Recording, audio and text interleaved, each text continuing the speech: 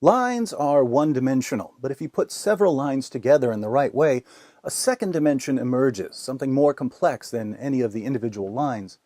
Human beings are complex creatures. We make decisions based on a variety of factors: genetics, upbringing, feelings, beliefs, desires, and so on. Much of what we do can't be explained in terms of one specific factor, so one-dimensional explanations of our behavior are often misguided. Take jihad. What causes jihad? Is it poverty? If so, shouldn't we see jihad among all poor people, whether Muslim or not? Is Islam the cause? If it were, wouldn't everyone who believes in Islam be a jihadist? One-dimensional explanations won't help us understand jihad because it isn't the result of one factor.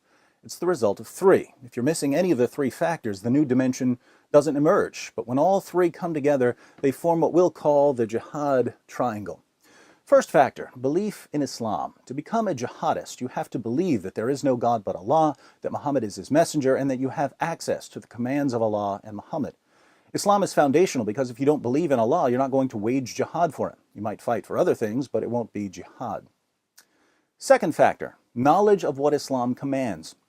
You can believe in Islam without knowing that Allah commands Muslims to fight those who do not believe in Allah, or that Muhammad declared, "I've been ordered to fight people till they say there is no God but Allah." When I quote these passages to westernized Muslims, they generally have no clue what I'm talking about, even though I'm quoting Allah and Muhammad.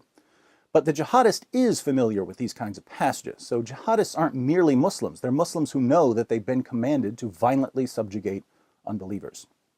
Third factor, obedience.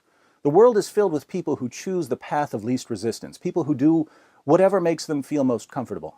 But some people are wired differently. They are willing to do whatever they believe is right, regardless of the consequences. You can kill them, they won't back down. This character trait, when combined with certain noble values, gives rise to heroes, men and women who will lay down their lives to help others.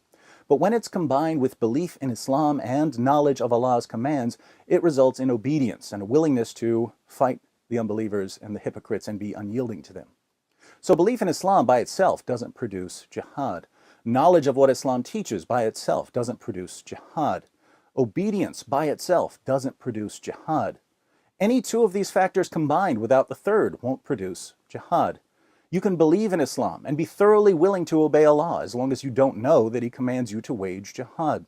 You can believe in Islam and know that Allah commands you to wage jihad as long as obeying Allah isn't a priority. You can know what Allah commands and be the sort of person who's willing to lay down his life for what he believes, as long as you don't believe in Islam. Once we understand that the triangle requires all three sides, we can start to answer some of the more common questions about Islam and violence. For instance, we often hear the question, if Islam is violent, why are there so many peaceful Muslims?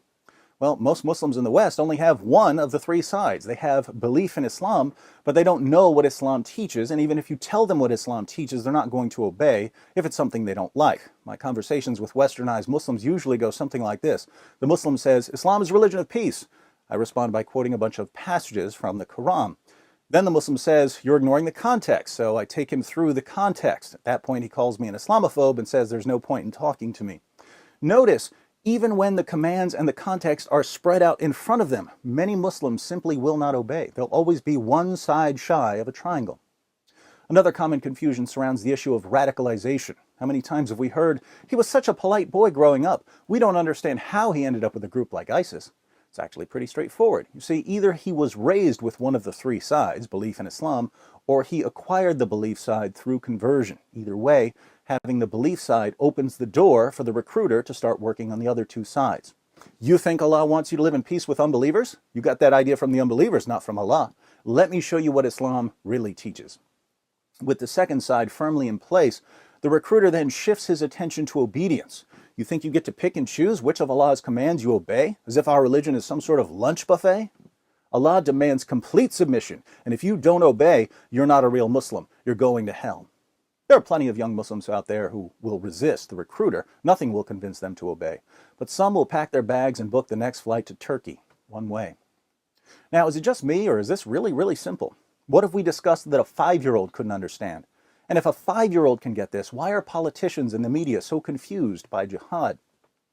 As it turns out, there's another shape at work among politicians and the media. I call it the octagon of spinelessness. But I think we've discussed enough geometry for one day.